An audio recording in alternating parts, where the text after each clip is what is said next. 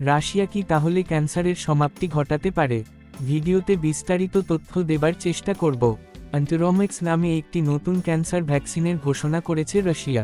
এটি মূলত থেরাপিউটিক চিকিৎসামূলক উদ্দেশ্যে এবং মেসেঞ্জার আরএনএ, এমআরএনএ প্রযুক্তি ও অনকোলাইটিক ভাইরাস ভিত্তিক পদ্ধতি ব্যবহার করে তৈরি। মূল তথ্য: কি প্রযুক্তি ব্যবহার করা হয়েছে?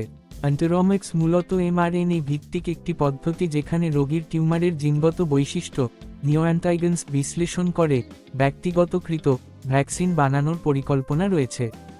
এছাড়া একটি অনকোলাইটিক ভাইরাস ভিত্তিক পদ্ধতিও রয়েছে, যেখানে 4টি নিরাপদ নন প্যাথোজেনিক ভাইরাস মিউটেশন বা পরিবর্তন করে ক্যান্সার কোষ ধ্বংস ও রোগীর ইমিউন সিস্টেমকে সক্রিয় করার উদ্দেশ্যে ব্যবহার করা হচ্ছে। প্রথম লক্ষ্য হিসেবে বলা হয়েছে বড় বদলাতে কলোরেক্টাল ক্যান্সার এবং পরবর্তীতে কিছু মেলানোমা, ব্রেইন টিউমার, গ্লিওব্লাস্টোমা ইত্যাদিতেও প্রয়োগ চিন্তা করা হচ্ছে। ফলাফল ও দাবি: রাশিয়ার তাদের স্বাস্থ্য সংস্থা ও গবেষকরা বলছেন, পরীক্ষার পর্যায়ে প্রিক্লিনিক্যাল বা খুব প্রাথমিক পর্যায়ে ভালো ফল হয়েছে, যেমন টিউমারের আকার ছোট হয়েছে বা বৃদ্ধি ধীর হয়েছে। কিছু মিডিয়া প্রতিবেদনে দাবি করা হয়েছে 100% কার্যকরতা পাওয়া গেছে বলে।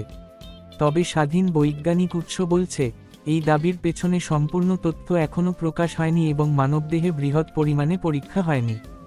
এখনও যা আন্দাজের ভিতর রয়েছে, যা পরিষ্কার নয়। মানুষের ওপর ফেজ -2 বা ফেজ -3 পরীক্ষার পরিমাপ, দীর্ঘমেয়াদী নিরাপত্তা ও দুষ্প্রভাব সাইড এফেক্টস সম্পর্কে তথ্য সীমিত।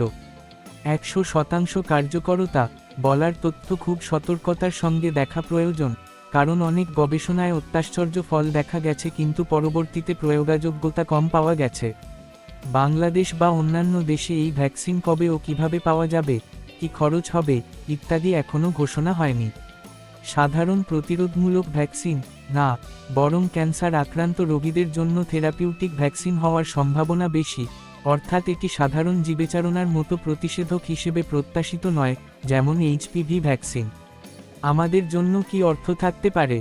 যদি পরীক্ষিত এবং কার্যকর হয়, তাহলে এটি ক্যান্সার চিকিৎসার একটি নতুন দিগন্ত খুলতে পারে, বিশেষত যেখানে প্রচলিত চিকিৎসায় সীমাবদ্ধতা রয়েছে।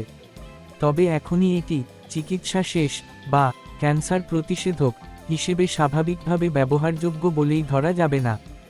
বাংলাদেশের ক্যান্সার রোগীদের ক্ষেত্রে স্থানীয় নিয়ন্ত্রক প্রতিষ্ঠান, ক্লিনিক্যাল ট্রায়ালের তথ্য, খরচ ও সুবিধাদি ভালোভাবে যাচাই করা প্রয়োজন হবে। সচেতন থাকা জরুরি। অনলাইন বা সামাজিক মিডিয়ায় ক্যান্সার একবারেই শেষ বা নিখরচায় ভ্যাকসিন ধরনের দাবি অতিরঞ্জিত হতে পারে। যেমন নিউজে বলা হয়েছে, এই ভ্যাকসিন নিয়ে কিছু অতিরঞ্জিত দাবিও গিয়েছে। সংক্ষেপে, রাশিয়ায় অ্যান্টিরোমিক্স নামে একটি ক্যান্সার ভ্যাকসিন তৈরির কথা আছে, এমআরএনএ ও অনকোলাইটিক ভাইরাস ভিত্তিক প্রযুক্তি ব্যবহার করে। পরীক্ষার পর্যায়ে প্রমিসিং ফল পাওয়া গেছে, টিউমার ছোট হওয়া, বৃদ্ধি ধীর হওয়া। তবে বড় মানুষের পরীক্ষা এবং বিশ্বস্ত স্বাধীন প্রকাশিত তথ্য এখনও পর্যাপ্ত নয়।